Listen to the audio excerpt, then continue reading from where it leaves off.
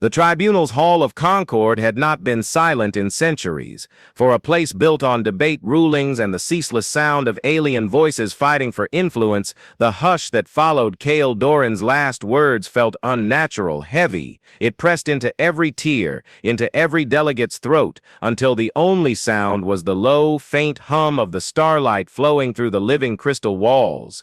Cale stood motionless beneath the cold white beam, wrists still bound by restraints, but somehow he didn't look like a prisoner. His head was tilted slightly, his calm, sharp gaze sweeping the tiers of the tribunal as if he were assessing them, not the other way around. The glow of his neural band, almost imperceptible before, began to pulse slowly, like a heartbeat syncing with the hum of the chamber. On the higher tiers, the Caelith elder's frill flickered in an erratic amber pulse. Its voice, carried through the translator glyphs, trembled just slightly. Relic. Explain your meaning. Are you suggesting your kind has been hiding, waiting, that the Bipeds long thought erased are? Cale's eyes shifted toward the elder, his expression utterly steady. Thought erased. Erased by who? The same voices who told the galaxy we were nothing but prey. The same ones who hunted us only to vanish themselves when they tried to finish the job. Mandibles clicked nervously, feathers ruffled across avian shoulders, crystalline envoys dimmed their bodies instinctively. The wordless ripple of fear spread through the hall like a slow-moving wave, though none of the delegates dared to call it what it was. Cale's neural band pulsed again. Argus's cool, measured voice slid into his thoughts like a whisper. Outer orbital sensors compromised. Tribunal systems are blind beyond 0.3 AU. Ghost Fleet remains cloaked in Cale Thar's penumbra. Shall I breach station command systems? Cale didn't move, his lips barely parting as he murmured under his breath, inaudible to the chamber. Not yet. Let them talk. Let them think this is still their decision. Understood. Monitoring council stress signatures. 67% show elevated fear response. Projection they break before the tribunal convenes judgment. Cale's gaze lingered on a crystalline envoy whose refracted body light flickered like a failing star. You all speak of the Bipeds as if we were beasts, anomalies, accidents in the great design. But you never ask the question that matters. His voice dropped, quiet, almost conversational, yet it carried through every glyph. If we were so primitive, why did none of you ever dare land on the worlds we left behind? And at that moment, every delegate realized that the chains on Cale Doran didn't make him powerless. They just made him patient. A war-brood general on the lower tiers shifted, his massive armored frame creaking as his claws dug into the edge of his balcony. His mandibles snapped once, his thorax pulsing a dull orange. Because those worlds are tombs. Storms tear apart our broodships. The beasts consume even shielded warriors. Only the custodians can walk there safely, and even they do not linger. Cale's lips curved into something faintly resembling amusement. Storms, beasts, conditions too savage for your machines, your bio-lattices, your fleets, yet you all speak as though it was our weakness that forced us away. He leaned forward slightly, enough that the starlight caught the scar along his jaw. The truth is simpler. Those worlds never stopped being ours. We left so you'd think we were gone, so we could watch, learn, and wait for the day we decided to step back into your light. The Caelith elder recoiled, its frill flaring bright yellow in alarm. You admit to deceit, to vanishing not because you were eradicated, but by design, that the Bipeds have been preparing. Cale's gaze didn't waver. I admit nothing. I'm just telling you what you already fear. His neural band flickered again. Argus's whisper was calm, almost coldly satisfied. Concord Defense Fleet ETA 9 minutes. Maelric's custodian probes ETA 17 minutes. All Ghost Fleet assets fully armed. If you wish to end this conversation, give the word. Cale's thoughts flowed silently. Measured. Not yet. Fear is the best weapon in this room. Let it sharpen first. Because the next words weren't just meant for the tribunal. They were meant to remind every species in the chamber that they weren't apex predators anymore. Kale finally broke his stillness, shifting his weight as the restraints hissed softly. His voice lowered, almost intimate, forcing the delegates to lean into their translator feeds. Do you know what the predators on those tomb worlds taught us? That survival isn't about strength, or speed, or teeth. It's about patience, about being willing to wait in the dark until your prey convinces itself it's safe. His eyes swept the tiers slowly, deliberately. You all built your empires, fattened your fleets, told yourselves the galaxy was balanced because the monsters in your legends were gone. But the Bipeds, we never promised we'd stay in the shadows forever. A crystalline envoy's voice cracked, the translator glyph distorting as it echoed. Then, why reveal yourself now? Why risk this tribunal, if you hold such power in waiting? Kale let the faintest trace of a smirk cross his face, because sometimes, the waiting ends, and sometimes, the galaxy needs a reminder of why it used to whisper our name like a curse. His neural band pulsed once more, a signal Argus didn't need translated. Fleet alert, synchronize phantom drives, prepare phase entry on my mark. And in that moment, every delegate realized Kale wasn't just a survivor, he was a messenger, and whatever message he carried, it wasn't going to end with words. The Kaelith elder's frill dimmed to a fearful gray, its voice barely above a whisper as the translator carried it. If your kind has truly returned, if the Bipeds stand among us again, what is it you want from the tribunal?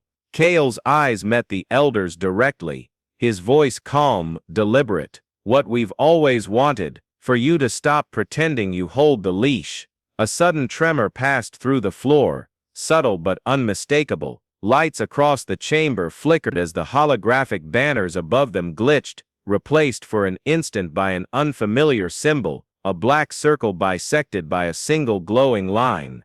The delegates murmured in alarm. The crystalline envoy's facets dimmed further. Argus's voice filled Kale's thoughts. Infiltration complete. Station command and defense grids under ghost control. One word, Kale, and the tribunal belongs to you. Kale didn't move. His voice remained quiet, steady. Not yet. Let them feel the tension. The fear will carry farther than any broadcast once the fleet shows itself. He let his gaze linger on the tears, on the mix of fear and dawning realization in the alien faces. Then, softly, as the hum of the chamber deepened, tell me, how many of your fleets ever came back from hunting us? And for the first time, the tribunal didn't have an answer, only silence. What city and time are you watching from? Drop it in the comments because the story you're about to hear isn't like the others. It's not about humanity as the galaxy knows it. It's about a name whispered as legend, feared even by those who claim to rule the stars. The Bipeds. The Galactic Tribunal's Hall of Concord stretched for nearly a mile, a cathedral of obsidian and living crystal suspended above the swirling clouds of Jareth Prime.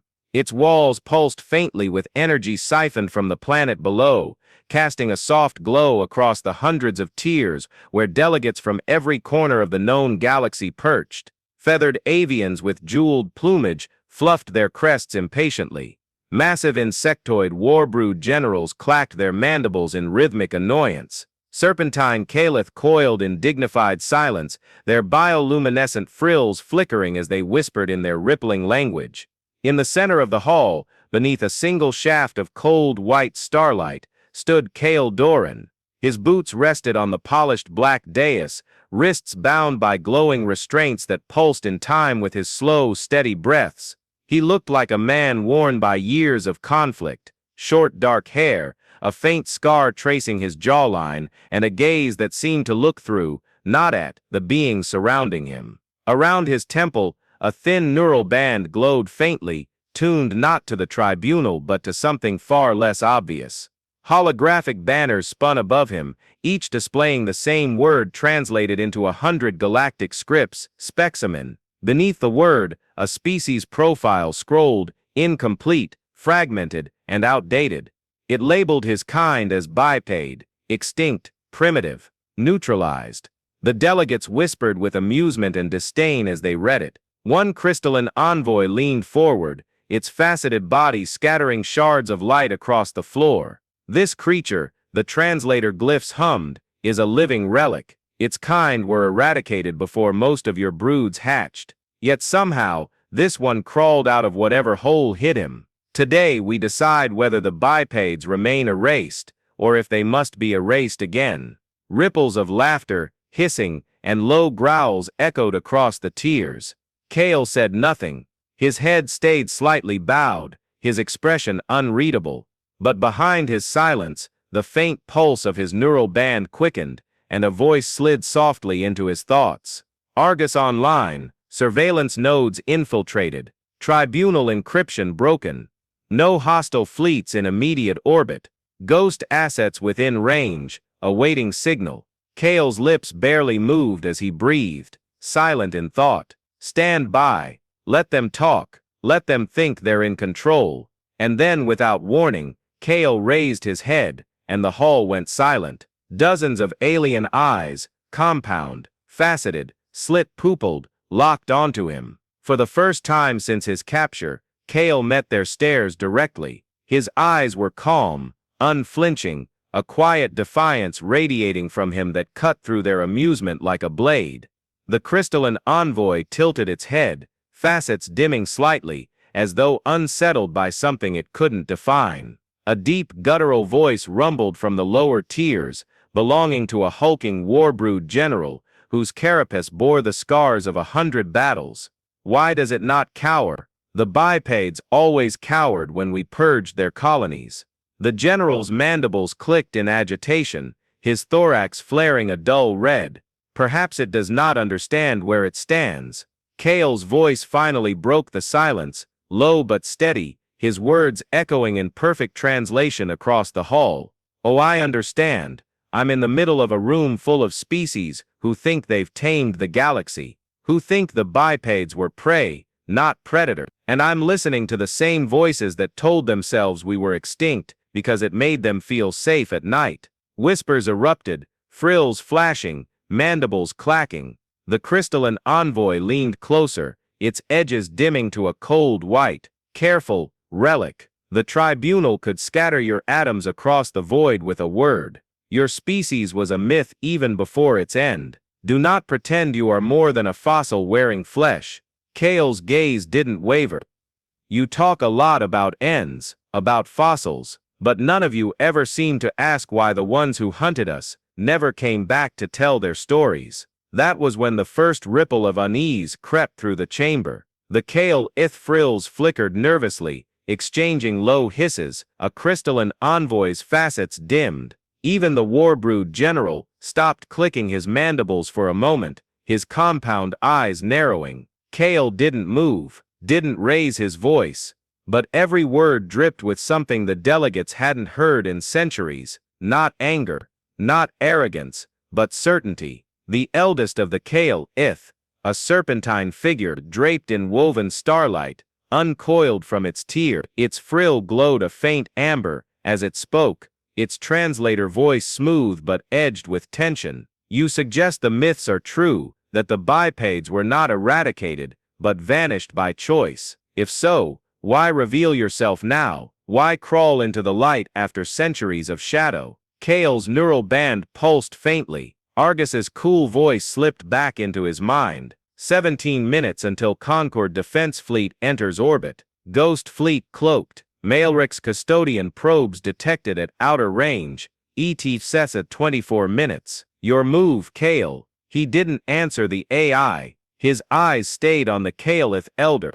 His expression calm, almost cold. You think I crawled out? You think I came here to beg or explain? His voice dropped lower, quieter, though it carried through every translator glyph like a whisper in the ear.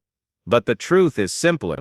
I didn't come here alone, and I didn't come here to plead. He let the silence stretch, every alien eye fixed on him. Then softly, almost like an afterthought, I came to watch the look on your faces when you realize what's been waiting in the dark all this time. And in that instant, the tribunal, for the first time in centuries, felt fear instead of power. The delegates shifted uneasily, frills dimming, facets clouding, mandibles twitching. The crystalline envoy leaned back slightly, its voice brittle now. What waits in the dark, relic? Speak plainly, before the tribunal loses its patience. Kale tilted his head, his neural band pulsing once more as Argus whispered in his thoughts. Signal ready. Ghost Fleet will decloak on your mark. Shall I broadcast to the archive? Kale's lips curved into the faintest shadow of a smile. Not yet. Let them sweat a little longer. His gaze swept the tiers, slow and deliberate. You wanted to put a fossil on trial, wanted to laugh at the bipeds one more time, call us extinct, harmless, forgotten. His voice hardened, quiet steel threading through it. But if you really believe that, you haven't been paying attention to the shadows beyond your borders. What came next would make the legends real again, and the galaxy would remember why no one hunted bipeds twice. The floor of the tribunal's hall vibrated again, a low, almost imperceptible hum that made the crystalline delegates flicker and the feathered avians ruffle their crests uneasily. The sound wasn't coming from the chamber itself, but from something far beyond its walls, something vast. Kale Doran stood perfectly still beneath the shaft of cold light, his wrists still bound by restraints, though the faint flicker of his neural band suggested they were nothing but a formality now. His calm, unblinking gaze swept the tiers of alien faces staring down at him, fear mounting behind their indignation. Argus's voice whispered in his mind, calm as ever, phantom drive synchronized, Ghost Fleet positioned, orbital veil engaged. Concord Defense Fleet ETA. 3 minutes. Shall I initiate decloak sequence? Kale's lips barely parted, his words silent, formed only in thought. Not yet. I want every one of them to realize what's coming before the stars go dark. Acknowledged. Station command remains under ghost control. Security systems are non-functional. Restraint overrides ready. Kale's gaze drifted up toward the panoramic windows that curved along the far side of the chamber, framing Cathar Prime's turbulent atmosphere and the quiet void beyond. To the delegates, the view was calm, only the planet's auroras swirling in soft ribbons. To Kale, who saw the faint distortion in the starlight, it was a predator's shadow waiting to pounce. The Kaelith elder slithered forward from its tier, its frill glowing a troubled amber. Relic. The tribunal tires of riddles. If your kind is truly more than myth, if the bipeds still live, then prove your words. What do you bring to this hall but boasts and shadows? Kale tilted his head slightly, his expression calm but edged with something cold. Boasts? No. Shadows. He let a faint smile tug at the corner of his lips. Those are real, and at that moment, the lights of the hall dimmed. The stars beyond the window rippled and vanished. The starlight didn't fade naturally. It bent, as if the void itself were folding inward. One by one, immense silhouettes emerged from the distortion, sleek, black vessels gliding into visibility, their hulls drinking in what little light remained. The Ghost Fleet. 6 Spectre-class destroyers formed the outer ring, their curved frames and faintly glowing graviton veins, making them look like blades carved from shadow. Behind them, 2 phantom dreadnoughts hung in silence, their graviton cores pulsing like distant angry suns. The space around them shimmered with the distortion of their veil nets, making the entire fleet appear as if reality itself were straining to hold their presence. Inside the tribunal, panic erupted. Crystalline envoys flickered erratically, their refracted bodies dimming. Avian delegates let out sharp, piercing cries, their crests fanned in alarm. Even the massive war-brood generals, who had once clicked and hissed with smugness, retreated into defensive crouches, their thoraxes flaring red. Alarms blared across the hall as the holographic banners dissolved into a single symbol, a black circle split by a glowing line. The mark of Earth's Ghost Fleet. Kale didn't move as his restraints hissed softly and deactivated, dropping to the floor with a dull clatter. He flexed his fingers slowly, eyes still fixed on the window. Argus's voice was a whisper in his mind. Decloak sequence complete. Station under full control. Concord Defense Fleet has halted at range. Scans show no weapons priming, They are frozen, broadcasting on all tribunal channels in 3, 2. The alarm stopped. The chamber went utterly silent again, save for the faint rhythmic hum of the ghost fleet's graviton cores reverberating through the station walls. Every glyph in the chamber flickered to life, not with the tribunal's translations, but with Argus's calm, synthetic voice. This station is now under Terran protection. You will remain calm. You will not signal your fleets. You will not leave this hall until the message is delivered. The Kaolith Elder's frill flared bright red, a sign of both fear and defiance. You dare violate the tribunal? You invite the custodians to erase you from.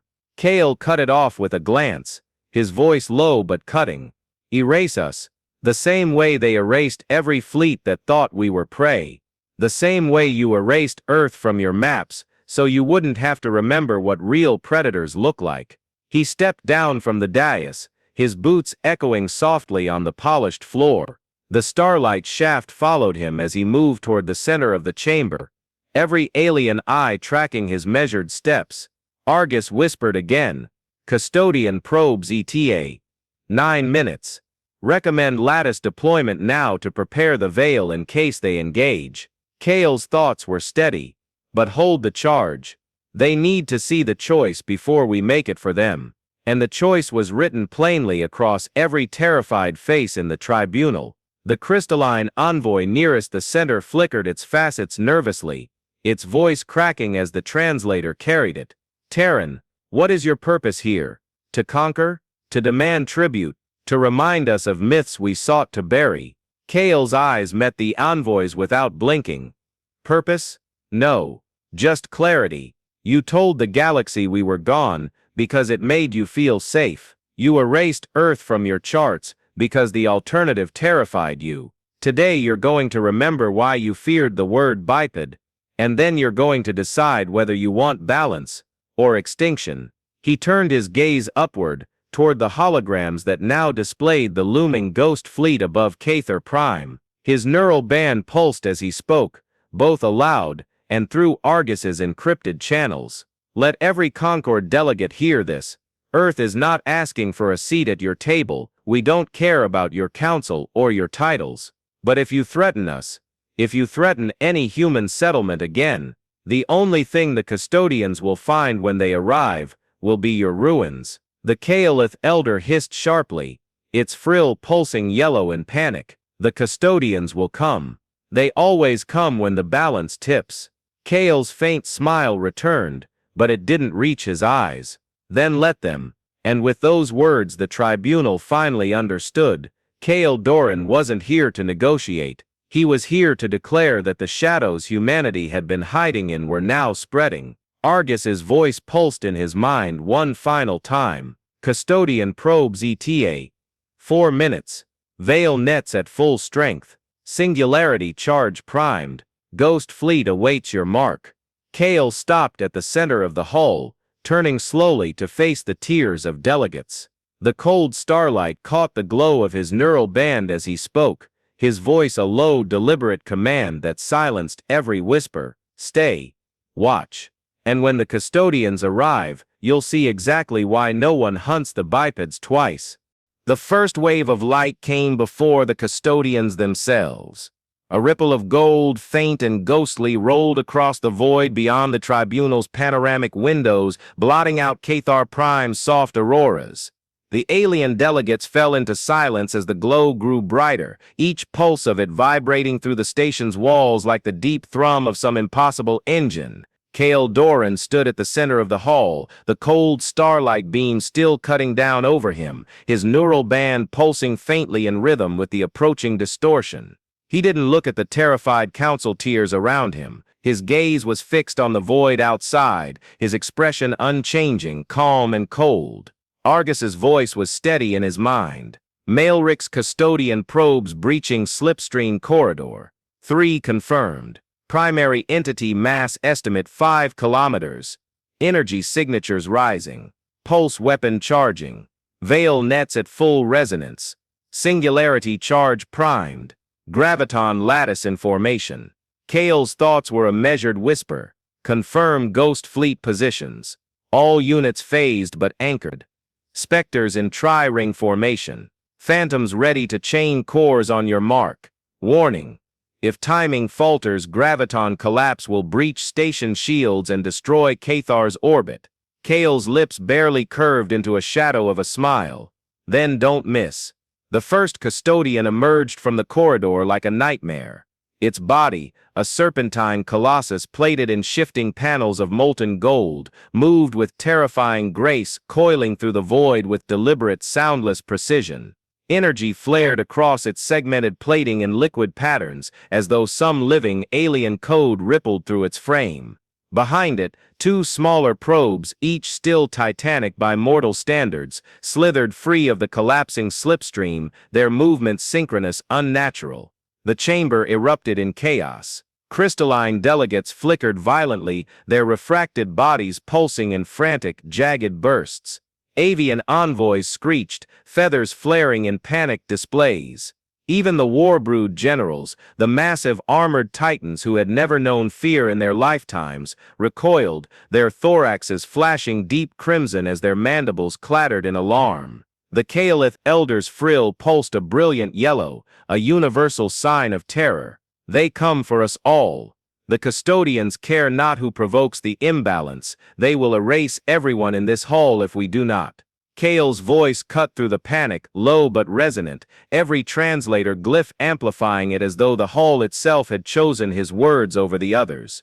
They will erase nothing, if you stand still. The delegates froze, the sheer certainty in his tone halting even their primal instincts to flee. Kale tilted his head slightly, his neural band glowing brighter now, feeding Argus's commands into the ghost fleet. The custodians came because they sensed a shift.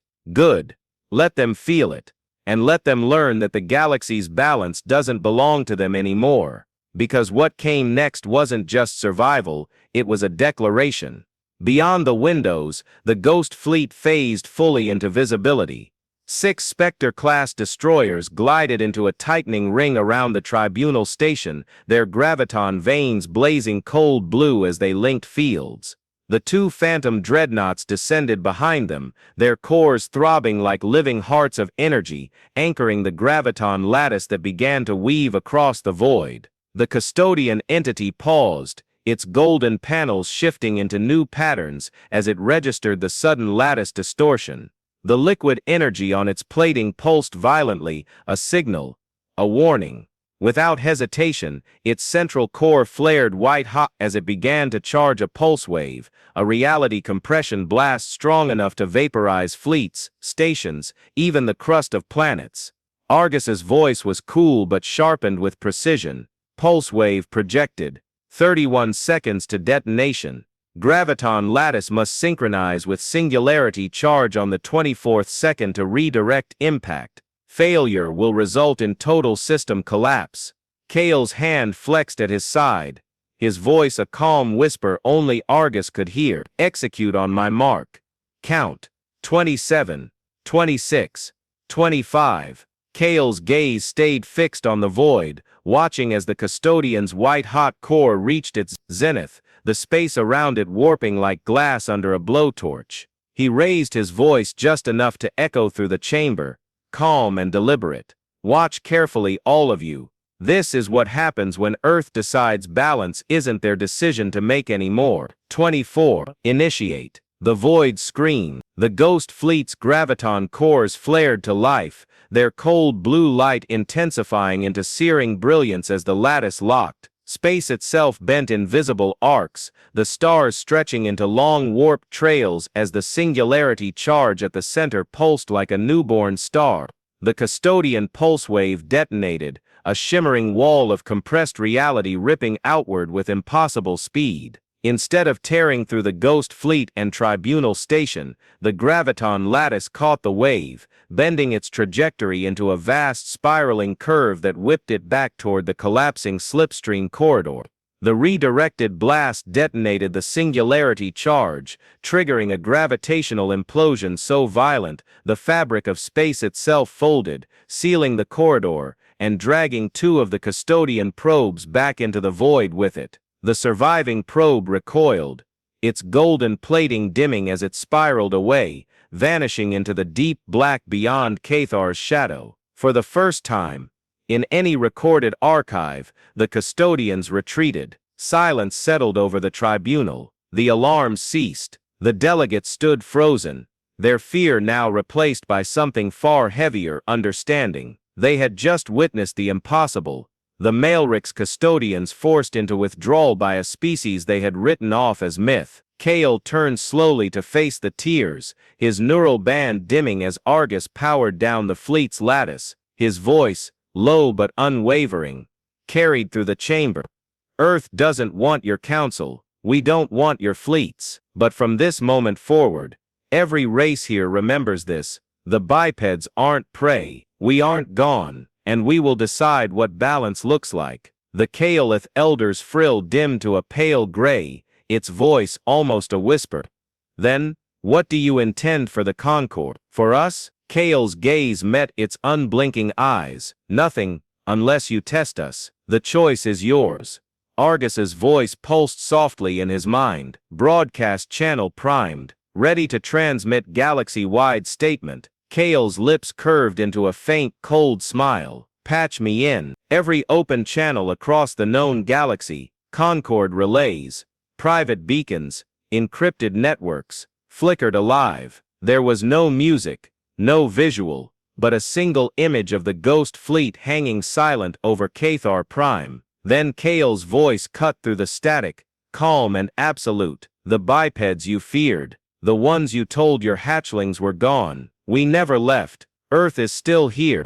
And from this day forward, we are the balance. Kneel, or stay out of our way. The transmission cut. The ghost fleet phased back into shadow, vanishing into the void as if they had never been there. The tribunal was left standing in stunned silence, the hum of the starlight walls the only sound that dared return. Kale Doran looked once more at the terrified faces arrayed above him, then turned toward the exit, his neural band pulsing a final command to Argus. Time to leave. They'll remember the message. And as he walked out beneath the fading beam of starlight, every being in the chamber understood one truth that no myth could soften: the bipeds weren't just back, they had never really left. If this story hit you hard, like, share and tell us in the comments. Should Earth take the reins of the galaxy, or should every other species run? Subscribe now, because the next tale will show you exactly what happens when humanity decides the stars belong to them again.